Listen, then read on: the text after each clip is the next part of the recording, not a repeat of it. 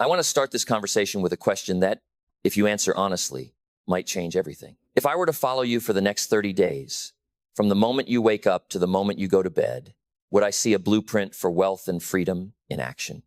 Or would I find you working hard, maybe even sincerely, but without a plan that ties your efforts to your dreams? Because here's the truth. If you don't have a working blueprint, you're not building wealth. You're just stacking bricks without a plan. Think about that image for a moment. You could have the finest bricks in the world, bricks of talent, bricks of opportunity, bricks of ambition, but if they're not placed according to a design, you end up with a pile, not a palace. And I've met so many good people who are living in piles of half-built ideas, surrounded by the debris of what could have been, simply because they never took the time to unfold a clear, step-by-step plan. The first law I want to give you today is as old as the soil itself, the law of sowing and reaping. You don't get a harvest before you plant the seed. You don't get freedom before you plant the seeds of discipline. Somewhere along the way, the marketplace and even well-meaning voices tried to tell you that freedom is something you can grasp first and then figure out what to do with. That's why so many end up disappointed, because freedom without preparation is just chaos with a better view. Picture this. In your hands is a rolled-up blueprint. It's the design for the life you could build, the income you could earn, the impact you could have, the legacy you could leave. You hold it. You own it. But unless you unroll it, study it, and commit to building it brick by brick, the lot stays empty. And time has a way of making empty lots overgrown. That's the danger of drift life as a current. And if you're not steering towards something, you're still moving, just not toward what you want. And here's why I'm challenging you so directly at the start. I've seen the faces of people who worked for decades only to find out they'd been following someone else's blueprint. They gave their best years to a job, to a system, to habits that promised security, but delivered only enough to keep them coming back. I've sat with men and women who said, I thought if I just kept going, it would all add up. But adding is not the same as building. A heap of materials is not a finished structure. So, before we even talk about money, investments, or opportunities, I want you to feel this urgency. Until you commit to a clear, personal, actionable plan, your effort will always be at risk of being wasted. The wind can blow your bricks over. The rain can wash your foundation away. The weeds of distraction can take root. And I'm not telling you this to discourage you. I'm telling you this because the day you truly see the gap between where you are and where you could be, that's the day you pick up the tools and start building with intention. This conversation today is that moment for many of you. It's the moment to stop stacking bricks at random and start following a proven design.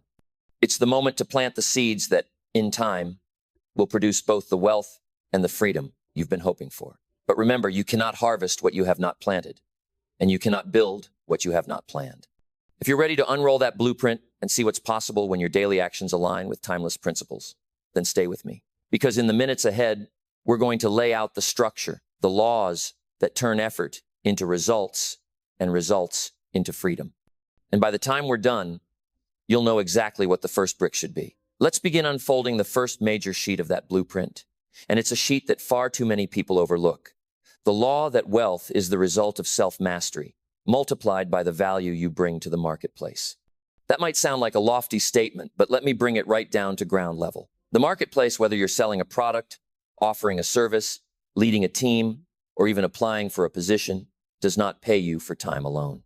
It pays you for what you bring in that time, and more than that, it pays you for what you have become by the time you show up. This is a radical shift from the thinking most of us grew up with, because the system we were taught to trust rewarded showing up, not necessarily growing up.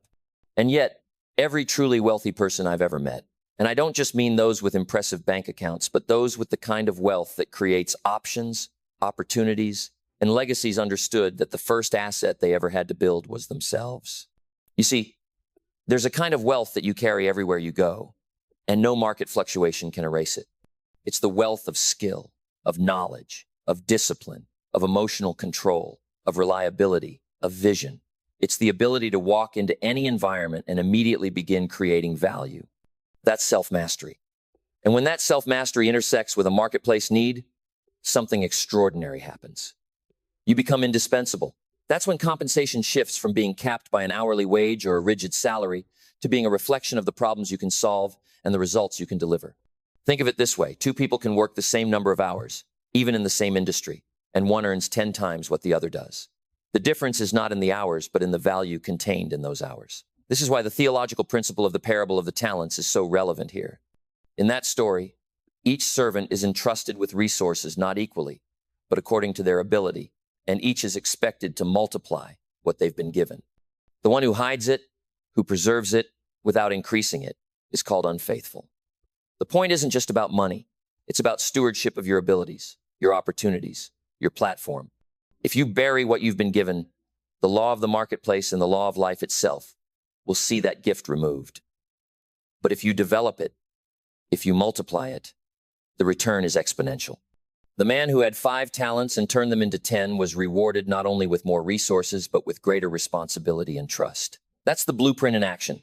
You invest in yourself until your capabilities expand, and then you take those capabilities to the marketplace, where they produce value, and that value returns to you in greater measure. Now, some will say, Jim, isn't this just common sense? And I would agree, but common sense is not common practice. Most people, once they have a basic level of skill that earns them a living, stop. They go on autopilot. They focus on clocking in and clocking out, rather than asking, how can I increase my value? How can I solve bigger problems? How can I become the kind of person who is sought out rather than the kind who has to beg for opportunity? The day you stop asking those questions is the day you start capping your own income, your own influence, and yes, your own freedom. And there's another dimension here that's worth noting. The more you master yourself, the more you control the one factor you truly own in this life, your philosophy. Your philosophy, the way you think about life, work, relationships, money, and opportunity, determines your daily choices. And those daily choices compound into results. If your philosophy is to always look for the shortcut, you might get lucky once or twice, but you'll never be trusted with the kind of opportunity that creates sustained wealth. If your philosophy is to bring more than you're paid for, to learn more than you're required to, and to grow faster than your environment demands, you will always be ahead of the curve. The marketplace notices that. And when the marketplace notices, rewards follow. So, as we lay this section of the blueprint flat on the table, here's the measurement we're using. Wealth equals self-mastery times value to the marketplace. Reduce either side of that equation and your results diminish. Increase either side and you see growth. Increase both and you create a compounding effect that can transform your finances and your freedom faster than you might believe possible. But the order matters: internal wealth before external wealth. First, the person, then the result. And if you're ready to embrace that, the rest of the blueprint will have a foundation to stand on. Let's deal with one of the most persistent and damaging myths that I have ever encountered in my decades of talking to people about wealth. The idea that wealth is mostly a matter of luck or the right connections. You've heard it, I'm sure. He was just in the right place at the right time, or she knew the right people, or they just got lucky. And while timing and relationships can open doors, I can tell you with certainty that neither luck nor connections can keep you inside the room if you do not have the capacity to stay there. This myth has become a comfortable excuse for those who haven't built the disciplines that wealth requires. Because if wealth is just luck, then I don't have to change anything. I just have to wait my turn. The problem with that thinking is that life doesn't run on turns. It runs on preparation, meeting opportunity. If you're not prepared when the door opens, luck will only make your failure more public. I've seen it happen. I've watched people inherit a fortune they never earned and lose it faster than it came because they never built the internal structures to sustain it. Imagine winning the lottery. Suddenly millions of dollars are in your account, and for a moment, you feel unstoppable. But without the habits of discipline, the understanding of investment, the ability to control your appetites, and the capacity to say no when everyone around you is saying yes, that money becomes a leaky bucket. No matter how much you pour in, it drains out the bottom. You've probably read the stories: lottery winners declaring bankruptcy in a few short years, athletes making tens of millions during their careers only to retire broke, heirs to great fortunes selling off assets just to maintain a lifestyle they can no longer afford. Luck put them inside the room, but a lack of preparation showed them the exit. Connections can work the same way. I am all for building relationships, for networking, for being around people who are going places. But if you think that knowing the right person is a substitute for becoming the right person, you are setting yourself up for disappointment. A connection can make an introduction, but it cannot make you competent.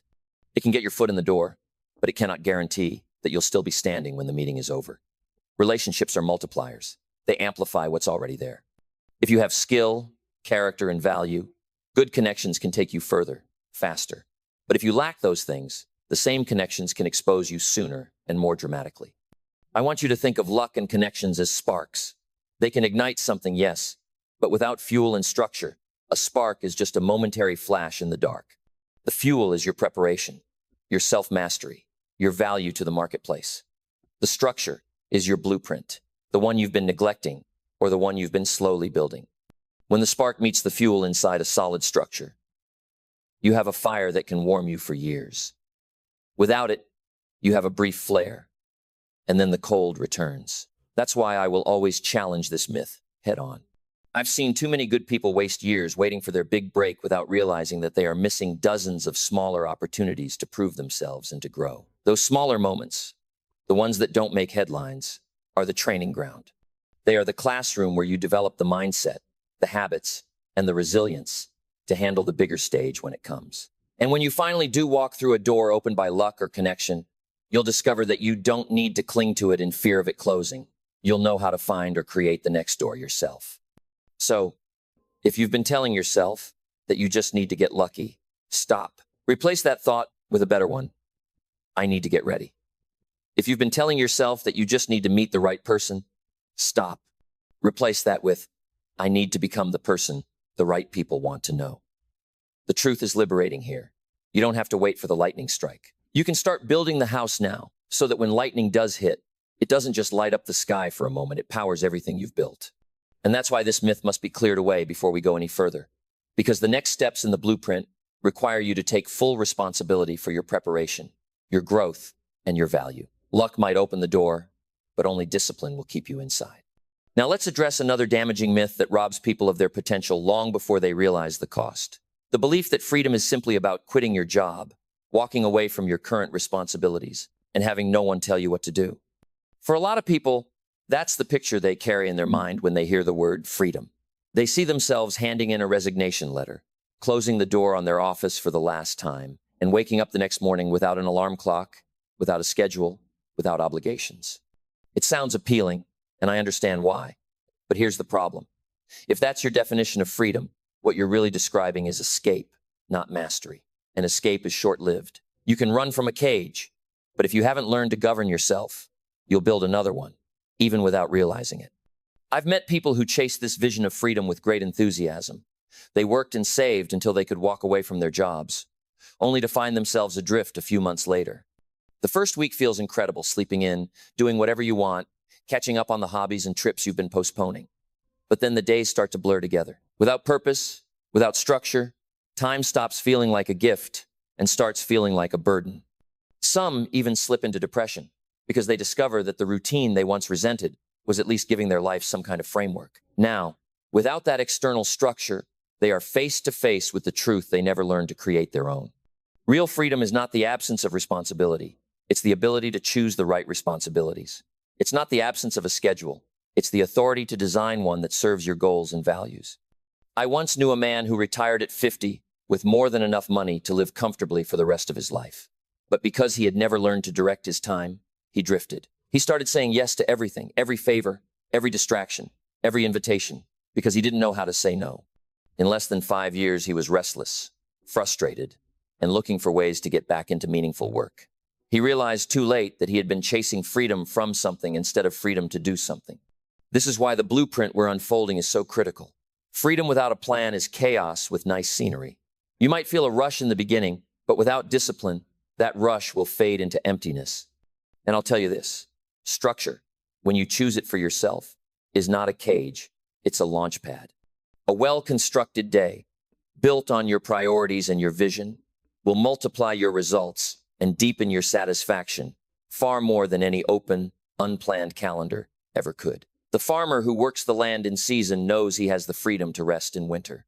The entrepreneur who runs a tight schedule knows she has the freedom to step away when she chooses. Not because she ran out of work, but because she fulfilled her commitments. The problem with believing that freedom is just walking away from a job is that it teaches you nothing about building the systems that will sustain you. That's why so many people who retire early end up back in the workforce. Not always because they need the money, but because they need the order, the community, the sense of progress. True freedom is having the capacity to decide what matters most and the discipline to give it your best energy. It's about governing your own time so that your days move you toward the life you've designed, not just away from the life you've left. So, I want you to erase that shallow picture of freedom from your mind, the one where you're just lounging without direction, free from every demand. Replace it with a richer, more accurate image. You at the helm of your own ship, with a map you've drawn, a course you've set, and the skill to navigate no matter the weather. You can only enjoy the open sea if you know how to sail. Without that skill, the same freedom you dreamed of will leave you lost, drifting, and at the mercy of the tides. This is why, as we continue with this blueprint, we will anchor every step in principles that not only create wealth, but also teach you to handle the freedom that wealth brings. Because freedom isn't escape, it's control. The first structural beam in our blueprint, the one that supports every other piece we will put in place, is the development of a personal wealth philosophy. Without this, all the tactics, tools, and opportunities in the world will leave you as vulnerable as a building without a foundation. A wealth philosophy is not just a set of opinions about money. It's the deep, guiding framework of how you think about value, effort, purpose, and reward. It's the compass you consult before taking action, the filter through which you evaluate opportunities, and the measure by which you determine if something aligns with who you want to be. If you skip this, you might still achieve some level of financial gain, but you will constantly be pulled in conflicting directions, seduced by distractions, and vulnerable to choices that undermine your long-term freedom. Let me tell you why this matters so much. Money is powerful, but it's also neutral. It will magnify whatever philosophy you already hold. If you are careless, money will give you the means to be careless on a larger scale. If you are disciplined, money will give you the capacity to multiply the results of that discipline. If you view money as a tool for service and stewardship, it will allow you to extend your reach, to build things that last, and to impact lives you may never meet. But if you see it only as a ticket to indulgence, it will fuel habits that weaken you over time. This is why you must define, in clear terms, your relationship to wealth before you build it. Otherwise, you risk arriving at your destination only to discover that it's not a place worth staying. Think of your wealth philosophy as a compass before a long journey. You might have the fastest ship, the most favorable winds, and a crew eager to work. But if your compass is broken or ignored, speed becomes dangerous. You'll move quickly, but you won't know if you're moving toward safe harbor or toward the rocks. That's how people can work for years, even decades, amassing assets and income, and still feel hollow or regretful because their compass was never set toward true north. They chased numbers instead of meaning, transactions instead of transformation. The theological wisdom here is timeless. Guard your heart, for everything you do flows from it. In the context of wealth, guarding your heart means ensuring that your pursuit of abundance doesn't drift into greed, arrogance, or neglect of what truly matters. It means remembering that wealth is a means, not an end, a servant, not a master. When you hold that perspective, you can pursue prosperity with both hands and without guilt, because you understand that what you gain will be stewarded wisely. You'll make decisions not just based on what adds to your bank account, but also on what aligns with your values, your mission, and your legacy. Developing this philosophy requires intentional reflection. Ask yourself, what do I believe money is for? How much is enough for my needs, my dreams, and my giving? How do I define freedom? And how will I know when I've achieved it? What principles will I refuse to compromise, even for great financial gain? And perhaps most importantly, how will I ensure that my character grows in proportion to my net worth? These questions are not one-time exercises. They are ongoing calibrations of your compass. Now let me give you a warning here. If you don't deliberately shape your wealth philosophy, the world will do it for you. You will absorb the values of the loudest voices around you, the culture that equates worth with consumption, the peers who measure success only by visible lifestyle, the advertisements that prey on insecurity. Without a clear, internal philosophy, you'll be pulled off course by every shiny distraction, chasing temporary satisfaction instead of lasting fulfillment. When your wealth philosophy is set, every decision becomes clearer. Opportunities are easier to evaluate. Temptations lose their pull. You'll be able to say yes with confidence when something fits your plan, and no without hesitation when it doesn't. And that, my friends, is one of the greatest forms of freedom. The freedom to choose without confusion, the freedom to act without regret. Once your compass is set, the map becomes clear, and the journey toward wealth and freedom stops feeling like a gamble and starts feeling like an intentional, well-designed voyage. The second major pillar in our blueprint, the one that begins to lift your structure above the ground so it can be seen and felt in the marketplace, is the deliberate increase of your value to that marketplace. This is where theory begins to translate into tangible opportunity. You see, the marketplace operates on a simple, unchanging principle. It does not pay for time alone. It pays for the value delivered in that time. If your value is low, your income will be low. If your value is high, your income potential rises accordingly. And here's the liberating truth. You have near total control over the value you bring. You can improve it, expand it, refine it, multiply it, and adapt it. This is why I often say that you should work harder on yourself than you do on your job. Because when you improve yourself, you improve every job, every business, and every opportunity you will ever touch. Increasing your value begins with skills. Not just the skills you were given at birth, not just the ones your schooling provided, but the ones you deliberately choose to develop because you see their potential to solve problems and meet needs in your chosen field. Skills are the tools you bring to the workbench of life. And the more advanced, specialized, and adaptable those tools are, the more indispensable you become. But skills alone are not enough. Skills are multiplied or diminished by character. The marketplace might admire your abilities, but it will reward your reliability, your integrity, your consistency, your ability to deliver when it matters. This is why a craftsman with modest skill but flawless character will often outlast the genius who cannot be trusted. Let me share a personal turning point from my early life. There was a time when I was broke, discouraged, and wondering why my hard work wasn't translating into results. Then one day, a little girl came to my door selling Girl Scout cookies. I didn't have the money to buy a box. And in that moment, the embarrassment hit me harder than any financial statement ever could. I made a decision right then that my value to the marketplace would never again be so low that I couldn't afford to help a child with a simple request. That moment became a catalyst.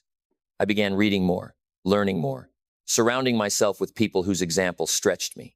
I started looking for ways to make myself so valuable that opportunities would have no choice but to find me. That day was the beginning of a new chapter in my life, and it's a day I revisit often in my mind to remind me that value is not a gift you wait to receive.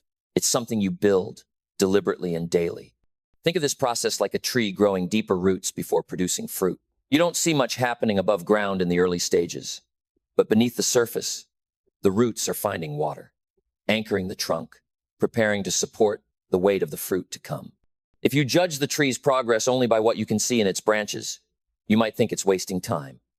But in truth, that hidden work is the only reason the fruit will survive when the storms come.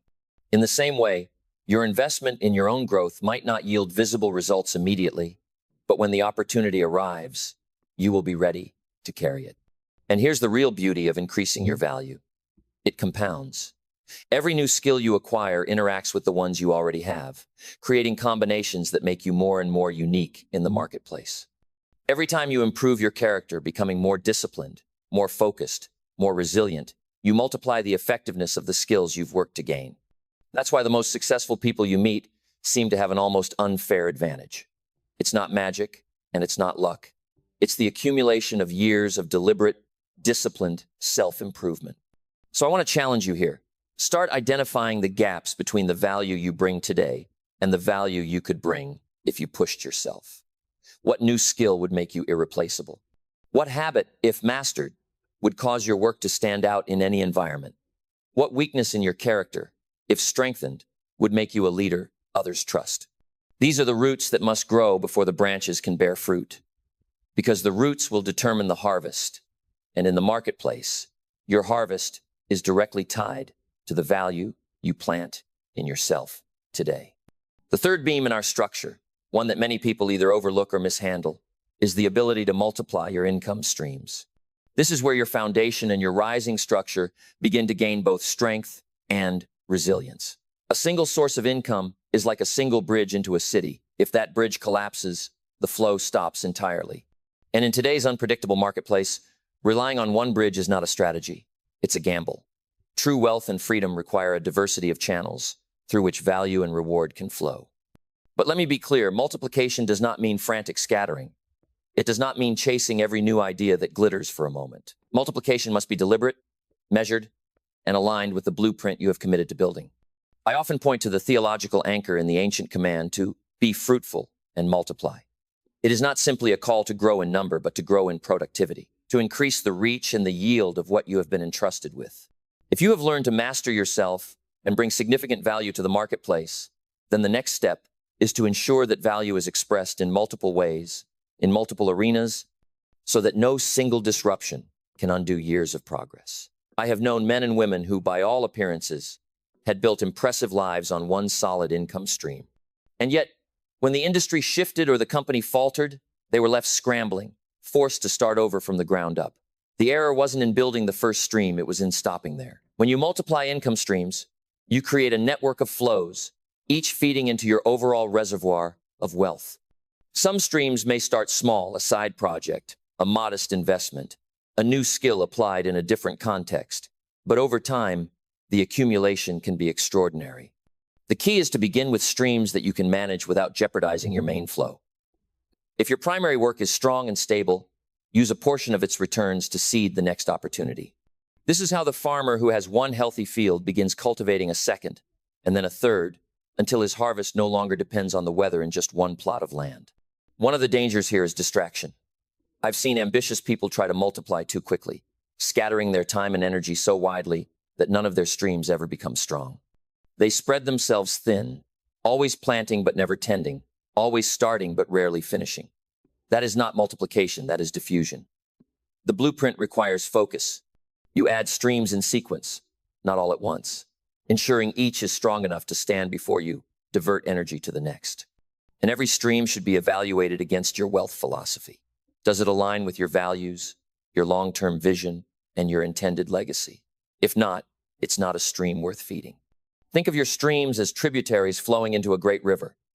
Each has its source, its speed, its unique contribution.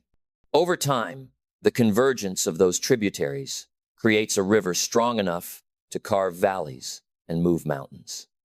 That's the power of multiplication when done with discipline. You are no longer vulnerable to a single point of failure. You can weather storms, seize unexpected opportunities, and fund ventures that once seemed out of reach. And here's the deeper truth. Multiplied income without managed spending is like pouring water into sand. If you do not control the outflow, the inflow will never accumulate into lasting wealth. That's why multiplication cannot stand alone. It must be paired with mastery over your financial house, which is exactly where we will go next in our blueprint. But for now, remember this. The goal is not to have more for the sake of more. The goal is to create streams that nourish your freedom, protect your stability, and give you the means to contribute far beyond your own needs. That is multiplication with purpose, and it is a crucial step toward the kind of wealth that endures. Now we come to a section of the blueprint that too many people either postpone or approach casually: the mastering of your financial house. Think of your financial life as the structure that shelters everything else you're building. You can have strong walls of skill, a solid roof of opportunity, and wide windows of vision. But if the foundation underneath is cracked, everything is at risk. Managing your financial house is about bringing order, discipline, and clarity to the way you handle every dollar that comes and goes. It's about creating a system so that your money serves your goals instead of controlling them. And this begins with a principle that runs counter to how most people live. Save before you spend and invest before you indulge. If you look around in today's world, you'll see the reverse almost everywhere. The prevailing habit is to spend first, borrow when necessary, and maybe, if there's anything left, put a little aside. That approach is like trying to fill a bucket with a hole at the bottom you can pour all day, but the level never rises. I learned early on that money is both a tool and a test. The way you handle small amounts is the way you will handle larger ones. If you can't manage $100, you won't manage 1,000. If you can't manage 1,000, you won't manage 10,000. The numbers change, but the habits remain the same. This is why mastering your financial house starts with habits, not with income level. I want you to think of the difference between buckets and pipelines. A bucket is static. You have to carry it, fill it, empty it, and then refill it again. A pipeline is dynamic. It carries resources continuously, without requiring constant manual effort. Most people live in a bucket economy. They work for a paycheck, fill the bucket, spend from it, and then start the process all over again. Wealth builders think in pipelines. They invest their money so that it continues to flow toward them, even when they're not actively carrying it. This doesn't happen by accident. It's the result of consistent saving, wise investing, and a refusal to let consumption run ahead of production. When you bring your financial house to order, you make decisions from a position of strength instead of desperation. You can weather an economic storm because you have reserves. You can seize an opportunity because you have capital ready. You can walk away from a deal that doesn't fit your values because you're not living on the edge, dependent on the next check just to keep the lights on. That's a form of freedom that most people never experience, the freedom to say no when yes would compromise your vision. There's also a stewardship dimension here that should not be ignored. If you believe, as I do, that resources are entrusted to us, not just earned by us, then mastering your financial house is an act of responsibility. It's recognizing that what flows into your hands should be handled with care, multiplied where possible, and directed toward purposes that matter. That's not just financial intelligence, that's moral intelligence. And let me tell you, bringing your financial house into order is not a one-time cleanup. It's ongoing maintenance. Just as you wouldn't expect to tidy your physical home once and have it stay pristine forever, you can't expect your finances to run themselves without regular attention. You review, you adjust, you correct course as needed. You watch for leaks, unnecessary expenses, unwise debts, unprofitable ventures, and you seal them before they drain your resources. When your house is in order, every other part of the blueprint becomes easier to execute. Multiplying income streams is more effective when your base is stable. Leveraging time is more productive when you're not weighed down by financial chaos. Building networks and creating a legacy carry greater impact when you have the resources to act decisively. This is why the blueprint insists on this step before moving further, because without it, the whole structure remains vulnerable. Once your financial house is sound, you're ready for the next level. The next crucial element in our blueprint, one that often separates those who merely accumulate from those who truly achieve lasting wealth and freedom, is learning to protect and leverage your time. Time is the one resource you cannot replenish, cannot manufacture, cannot buy back once it's spent. You can recover lost money, rebuild a business, or even regain health to some degree, but every day that slips away is gone forever. And here's the subtle danger. Because time is invisible and always moving, it is the easiest thing to waste without realizing it. Most people are more careless with their hours than they would ever be with their wallet, yet it is their hours that determine the size of their wallet in the long run. Freedom is impossible if your time is unguarded. You may think you're free because your calendar is open, but an open calendar without direction is an open gate for distraction, drift, and decay. I've known people who reached a point financially where they no longer had to work every day, and yet they found themselves busier than ever, pulled into commitments that didn't matter, conversations that went nowhere, and projects that led to nothing. They mistook busyness for productivity, but one produces fatigue while the other produces results. The discipline of protecting your time means learning to say no more often than you say yes, and it means assigning your best hours to your highest priorities before anyone else can claim them. The metaphor I often use is a leaking hourglass. Every grain of sand that falls is a moment of your life, and the leak is inevitable. That's the nature of time. You cannot stop the sand from flowing, but you can decide how much of that flow is lost to meaningless pursuits versus how much is invested in building the life you've envisioned. Just as a farmer guards his best seed for planting rather than scattering it on rocky ground, you must guard your best hours for planting in the soil of meaningful work, skill development, relationship building, and personal renewal. Protecting your time is only half the equation. The other half is leveraging it, making sure that the hours you do invest deliver a return greater than the effort they cost. This is where systems, delegation, and prioritization come into play. The most effective people I've ever met understand that not every task deserves their direct involvement. They focus their personal energy on the few things that only they can do and build structures or teams to handle the rest. This not only multiplies their output, but also preserves their capacity for the work that moves the needle most. There is a seasonal rhythm to leveraging time as well. Think of the farmer again. Spring is for planting, summer is for cultivating, autumn is for harvesting, and winter is for repairing tools and planning the next cycle. Each season requires different work, and each must be done at the right time if the harvest is to be plentiful. In the same way, you must understand the seasons in your own life and business. There are times to push hard, times to consolidate, times to expand, and times to rest. If you mistake one for the other, planting when you should be harvesting, resting when you should be building, you diminish the yield of your efforts. To protect and leverage time effectively, you must live with an awareness that every yes is also a no. Saying yes to another meeting may be saying no to an afternoon with your family. Saying yes to scrolling through your phone may be saying no to an hour of study that could have increased your value in the marketplace. When you see time as a currency, you begin to spend it more wisely. You stop trading it for things that don't align with your blueprint, and you start investing it in actions that will produce compound returns over years, not just minutes of fleeting satisfaction. And here's the final truth on this point. Time, when protected and leveraged well, becomes a force multiplier for everything else in the blueprint.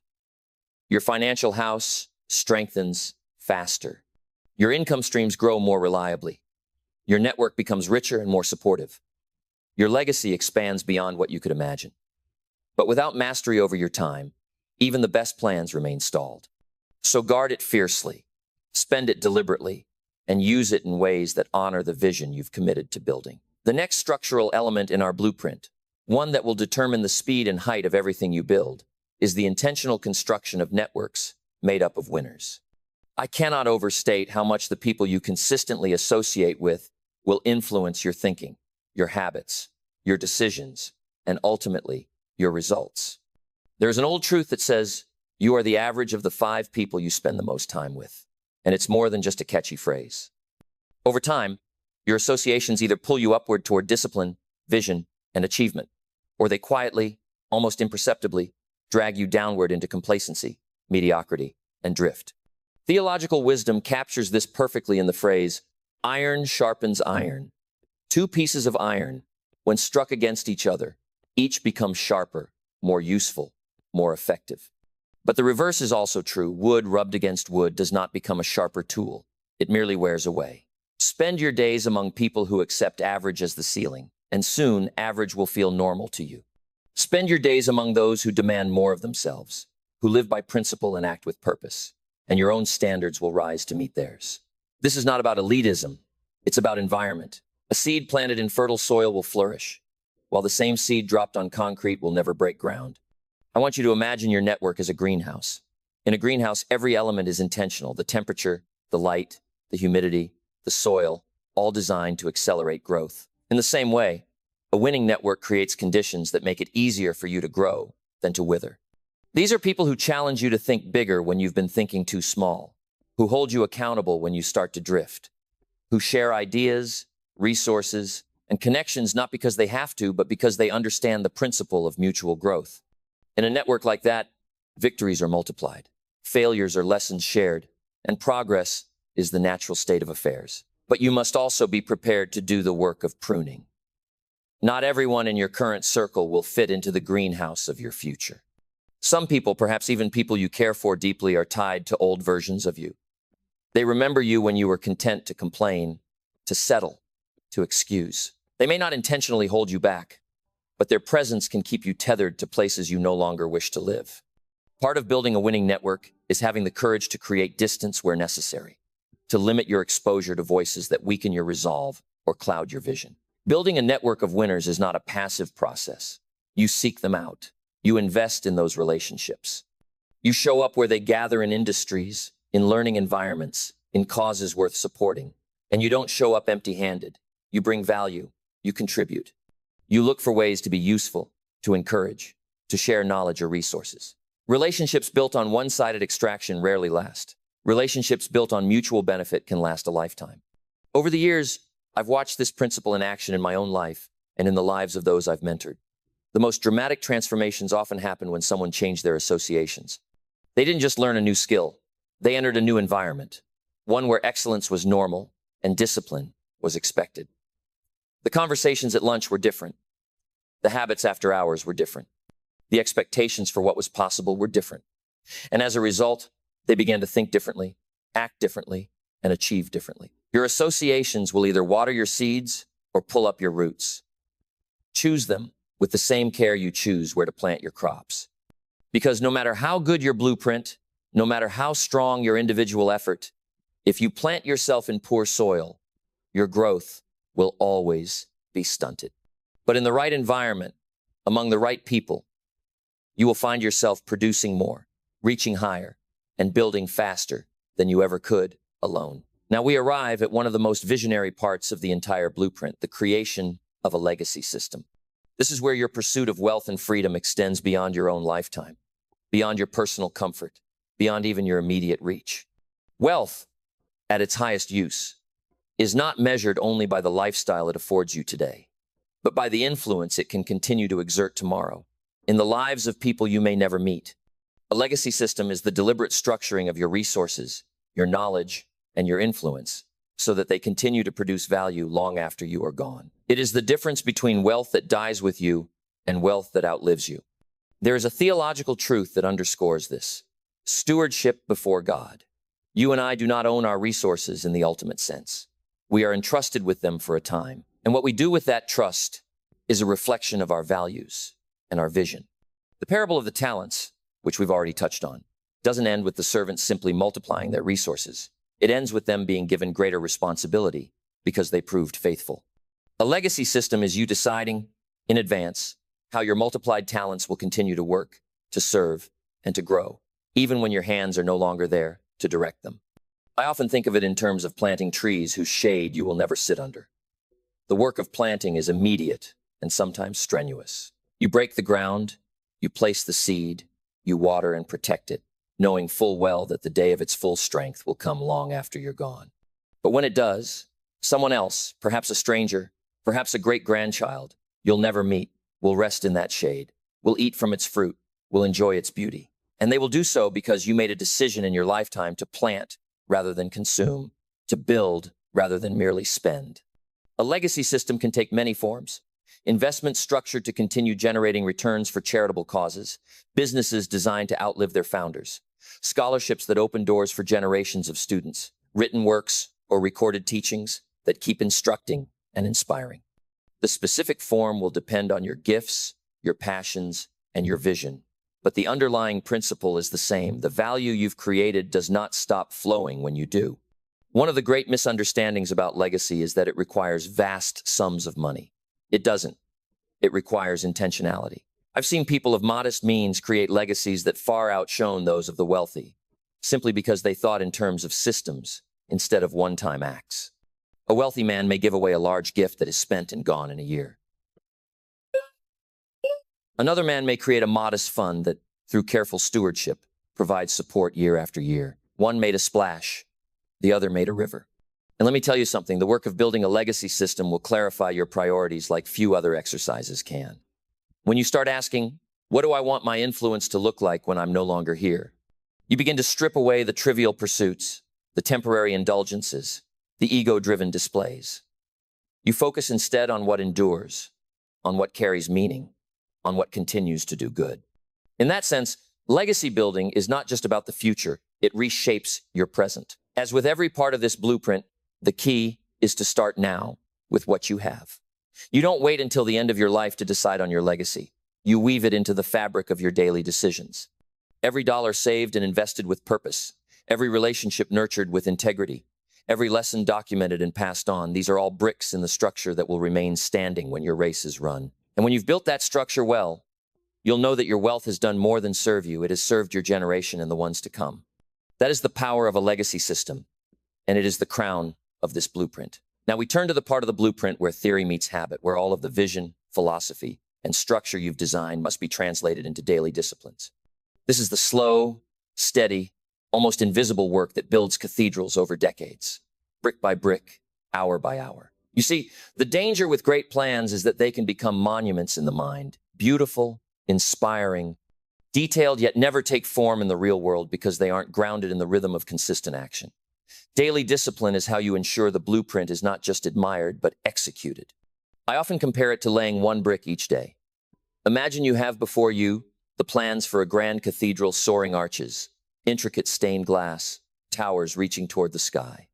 You can stand there and dream about the finished structure. You can run your hand over the plans until you know every line by heart.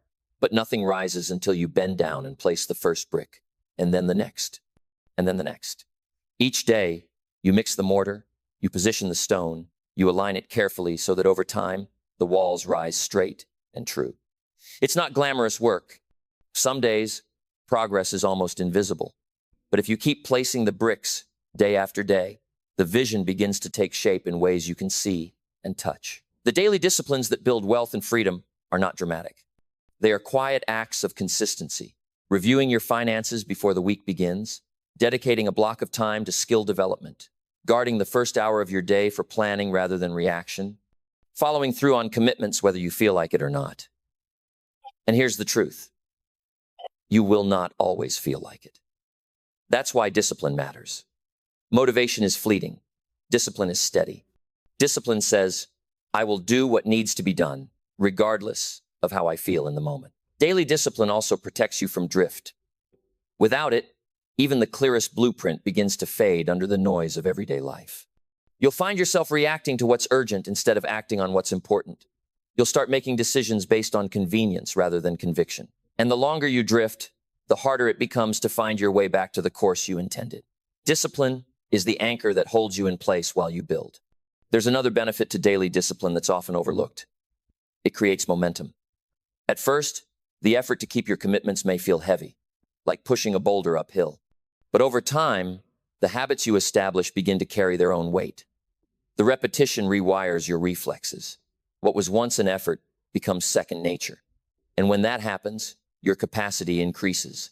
You can take on greater challenges without feeling overburdened, because the foundational work is already happening automatically. The most successful builders of wealth and freedom I've ever met didn't rely on sporadic bursts of effort. They relied on daily, almost ritualistic habits that aligned with their philosophy and their goals. They knew that missing a day was not just losing time, it was weakening the structure. And so they treated each day as an opportunity to add strength, to add stability, to add another layer to the life they were creating. If you want this blueprint to become more than a set of inspiring ideas, you must commit to the bricks, the small, consistent actions that, compounded over time, produce the towering results. Write them down, schedule them, protect them, and execute them with the same seriousness you would give to the most important meeting of your life. Because in truth, that meeting is with your own future, and it happens every single day. Brick by brick, habit by habit, you are either building your cathedral or leaving the lot empty. The choice is made in the quiet discipline of today. Once your daily disciplines are in place, the next natural extension in this blueprint is to establish a rhythm of weekly and monthly reviews. These reviews act like a captain checking the ship's instruments during a long voyage. They ensure that even when the seas are calm, you're still on course. And when the winds change, you can adjust before drifting too far. Without reviews, you run the risk of working hard in the wrong direction, building momentum toward a destination you never intended to reach. And here's the challenge. Drift is rarely dramatic. It's subtle, a few degrees off at a time, until one day you look up and realize you're far from where you thought you'd be. A weekly review is your short-range navigation. It's the time to look back over the last 7 days and measure your actions against your intentions. Did you honor your daily disciplines? Did you protect your time for the priorities you declared non-negotiable? Did you invest in your skills, in your network, in your health, in your financial house? This is not about guilt or self-punishment. It's about clarity. If you discover you've drifted, the weekly review gives you the chance to correct immediately, rather than letting a small detour turn into a costly detour. The monthly review is your long-range adjustment. Over 30 days, patterns begin to emerge that a weekly glance might miss. You can see trends in your spending, in your earnings, in your energy levels, in your learning. You can measure progress toward the goals you've set, not just the outcomes, but the inputs. Did you actually spend the hours you planned on high-value work? Did your investments and relationships translate into meaningful connections? Did you advance the projects that matter most to your blueprint, or did they get buried under urgent but unimportant demands? I like to think of these reviews as adjusting the sails before the storm. A skilled sailor doesn't wait until the wind is raging to check his rigging. He makes small, steady adjustments to keep the vessel steady and on course. In the same way, your reviews give you the chance to fine-tune before you're forced to make drastic changes under pressure. And that's not just practical, it's a form of peace. Knowing you are regularly evaluating your course removes the anxiety of wondering whether you're moving in the right direction. There's a deeper benefit as well. Weekly and monthly reviews keep you connected to your own story. They force you to step out of the rush of doing and into the higher ground of observing. You can see not just what you're achieving, but who you're becoming. And remember, wealth and freedom are not just the byproducts of external gains. They are the results of internal growth. When you review regularly, you see where that growth is happening and where it's stalling, and you can take steps accordingly. To make this work, set a specific time for each review and guard it. Treat it as a meeting with the architect of your life, because that's exactly what it is. Come prepared with your numbers, your notes, your wins, your misses. Ask the hard questions. Celebrate the progress, however small. Identify the leaks and fix them. And most importantly, recommit to the blueprint with each review. When you approach your weeks and months this way, you remove chance from the process. You no longer rely on vague hope or distant dreams. You are steering deliberately, correcting regularly, and ensuring that each brick, each beam, each effort aligns with the structure you've set out to build. That is how great structures endure, and it's how you will know with confidence that the life you are building is the life you actually want. We now come to the call to practice, the point where the blueprint, the principles, and the vision must be translated into action today, not someday. I cannot emphasize this enough. The gap between knowing and doing is where most dreams go to die. You can listen to every word I've said. You can agree with every principle. You can even picture exactly what your life would look like if you followed them. And yet, if you do not begin to act, nothing changes. Knowledge unpracticed fades into forgetfulness. It becomes another pleasant idea that drifted through your mind and was never invited to stay. That's why I'm asking you, before this day is over, to choose one area from everything we've discussed and take a tangible step forward. This is not about a complete overhaul of your life in 24 hours. It's about creating a visible, undeniable marker that says, from this moment, I am building. Maybe that means drafting your personal wealth philosophy in writing and pinning it where you can see it every morning. Maybe it means opening that investment account you've been putting off for months. Maybe it's reaching out to someone you know belongs in your winning network and setting up that first conversation. Or maybe it's simply blocking 2 hours tomorrow for focused, undistracted work on your most important project. The scale of the action is less important than the fact that it is deliberate, measurable, and tied directly to your blueprint. There is a principle in ancient wisdom that says, faith without works is dead. Translated into the language of wealth and freedom, this means vision without action is just a pleasant fantasy. The blueprint you hold in your mind must be expressed through your hands, your calendar, and your decisions. And the longer you delay that expression, the more likely you are to lose the clarity and conviction you feel right now. That's why I tell people, strike while the iron is hot. Use the energy of this moment to set something in motion, no matter how small, that cannot be easily undone or ignored. Taking immediate action also changes how you see yourself. The moment you act, you shift from being a dreamer to being a builder. You reinforce the belief that you are capable, that you are in motion, that you are not waiting for permission or perfect conditions. And that belief will carry into the next action and the next, creating a chain of progress that, over time, becomes unstoppable. This is how momentum is built, not by waiting for a massive opportunity, but by stacking small, decisive actions until the weight of them begins to move you forward almost automatically. So here's my challenge to you. Before the sun sets today, put a stake in the ground. Mark the beginning of your practice. Write it down. Commit to it publicly if you have to. But make sure that when you look back a year from now, you can point to this day as the one where you stopped just listening and started building. The blueprint is clear. The principles are proven. The tools are in your hands. The only question left is whether you will begin. And I promise you this, the first step you take will do more to change your life than all the steps you've only imagined. We've reached the closing charge, the final turn in this journey, where I place the responsibility squarely in your hands. By now, you've seen the blueprint unfolded from end to end, the philosophy that governs it, the laws that support it, the steps that bring it to life. You've heard the stories, the warnings, the metaphors. And if you've been listening closely, you know that nothing I've shared with you is dependent on luck, privilege, or extraordinary talent. It all rests on principles that are timeless and accessible to anyone willing to live by them. And so, as we stand at this conclusion, I want you to hear this truth one more time, clearly and without any room for misunderstanding. Wealth follows value, and freedom follows discipline. I want you to imagine yourself holding that unrolled blueprint in your hands. The lines are crisp, the measurements precise, the vision unmistakable. Every detail you need to build your structure is there. The foundation plan, the walls, the beams, the finishing touches. But here's the sobering reality. A blueprint, no matter how perfect, does not build itself. You must pick up the tools. You must gather the materials. You must start the work day after day, in season and out of season.